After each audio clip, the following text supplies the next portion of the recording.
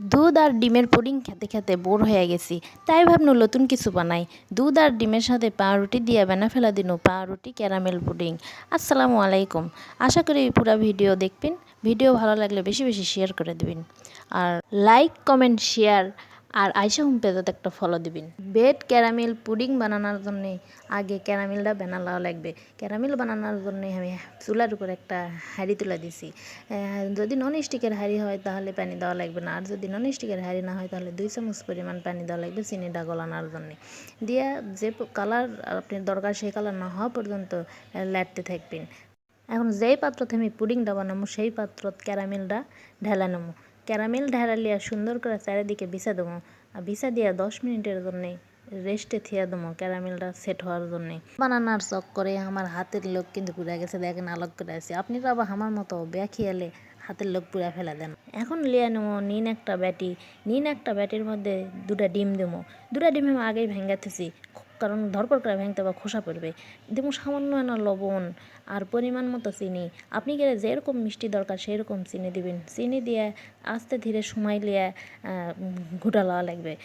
ঘুটা যখন কালারটা বদলে যাবে, এইরকম ফেনা ফেনা হবে, কালার বদলে যাবে, তখন তার মধ্যে আমি দিয়ে দেবো 2 কাপ পরিমাণ দুধ, মানে 1 পোয়ার মতো দুধ। সেই 1 পোয়া দুধ আদেশের দুধ জাল দিয়ে 1 পোয়া করে লিছি।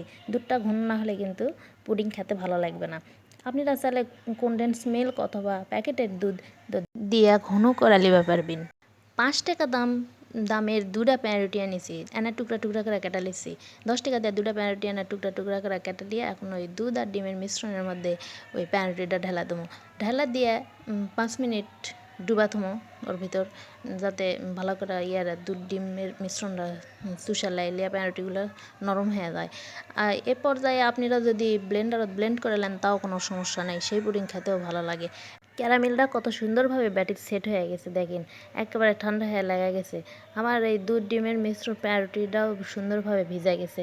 এখন এই পাউরুটির মিশ্রণটা ব্যাটির মধ্যে ঢেলা দেবো।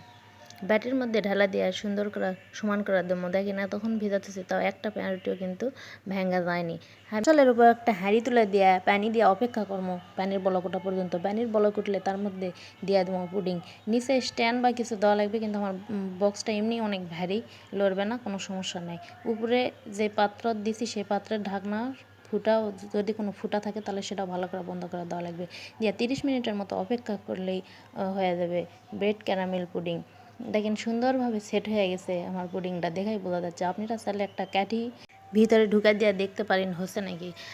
দিয়ে 10 মিনিটের জন্য ঠান্ডা করে নেবো, কারণ গরম গরম পুডিং আপনারা কখনোই ঢালবা যাবেন না। গরম পুডিং ঢাললে কিন্তু পুডিংটা ভালোভাবে সেট হবে না, পড়বেও না। এইবার একটা প্লেটের মধ্যে ঢালা নেবো। আস্তে আস্তে সময় দিয়ে পুডিংটা ঢালা লাগবে। এইভাবে ব্রেড দিয়ে পুডিং বানালে পুডিং ভাঙবে না, কিছু হবে না। আপনি কেউ কেটা দেখাচ্ছি, দেখেন কত সুন্দর ভাবে সেট হচ্ছে পুডিংটা। আশা করি আমার ভিডিও আপনাকে ভালো লাগছে। এত সহজ একটা রেসিপি, এত ভালো সুন্দর একটা রেসিপি সবাই শেয়ার করে দেবেন। দেখেন কত সুন্দরভাবে পুডিংটা সেট হচ্ছে। আবার আপনাদের সাথে দেখা হবে পরবর্তী কোনো ভিডিও। ততক্ষণ আপনারা ভালো থাকেন, সুস্থ থাকেন। আল্লাহ হাফেজ।